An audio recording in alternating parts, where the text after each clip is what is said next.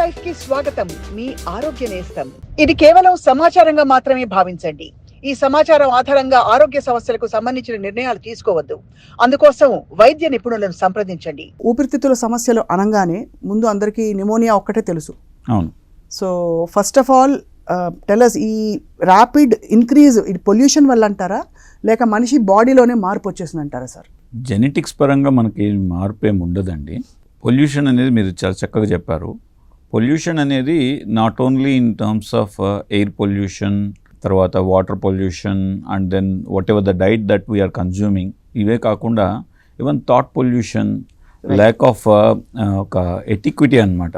అంటే healthy lifestyle అనేది ఈరోజు మెట్రోలో దొరకట్లేదు. మేబీ విలేజ్ లెవెల్లో ఉందేమో తెలియదు కానీ, బట్ తప్పకుండా మెట్రో లెవెల్లో సో హెల్తీ డైట్ కానీ, హెల్తీ ఎయిర్ కానీ, హెల్తీ వాటర్ కానీ, and then healthy lifestyle అనేది మాత్రం కంప్లీట్గా కనుమరుగైపోయింది అనేసి చెప్పాలి. Right. So healthy lifestyle అంటే మీరు ప్రధానంగా డైట్ గురించి మాట్లాడుతున్నారా, ఫిజికల్ యాక్టివిటీ గురించి మాట్లాడుతున్నారా సార్? అన్ని రకాలుగా ఇట్ ఈస్, అంటే ఎప్పుడు కూడా as per definition, international standard definition of health చూస్తే it is not only physical అండి. Physical is to some extent. Physical, mental, spiritual and హోలిస్టిక్గా అప్రోచ్ తీసుకుంటున్నప్పుడే మనకు హెల్త్ అనేది ఉంటుంది. సో కాబట్టి మనం డైట్ తీసుకున్నా లేదు, air quality index, air quality index ఇప్పుడు పొల్యూషన్ చూసినట్లయితే ప్రపంచంలో ఒక 20 major cities high air pollution ఉన్నట్లయితే దానిలో 14-15 మన ఇండియాలో ఉన్నాయి. రైట్. అంటే ఎంత దారుణం అది. అంటే what quality of air that we are breathing. మనం ఎయిర్ ఎటువంటి క్వాలిటీ బ్రీత్ చేస్తామో అలానే మన లంగ్స్ ఉంటాయి కదా. ద బిగ్గెస్ట్ డిఫరెన్స్ ఏంటంటే లంగ్స్కి మిగతా వాటికి, మిగతా ఆర్గాన్స్ చూసినట్లయితే, ఇప్పుడు హార్ట్ అనుకోండి, హార్ట్కి డైరెక్ట్ ఎన్విరాన్మెంట్తో కాంటాక్ట్ ఉండదు, లివర్కి డైరెక్ట్ ఎన్విరాన్మెంట్తో కాంటాక్ట్ ఉండదు.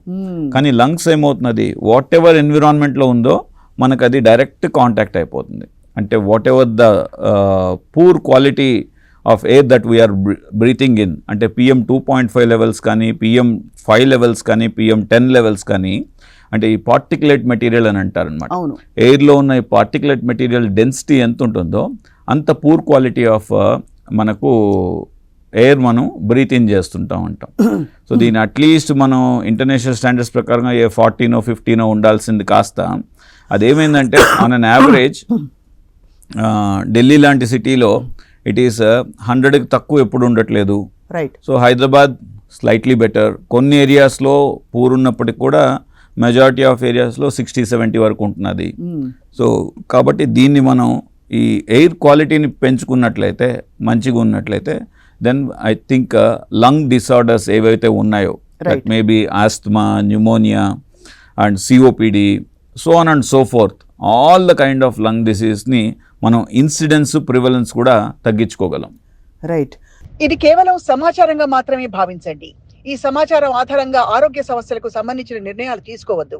అందుకోసం వైద్య నిపుణులను సంప్రదించండి.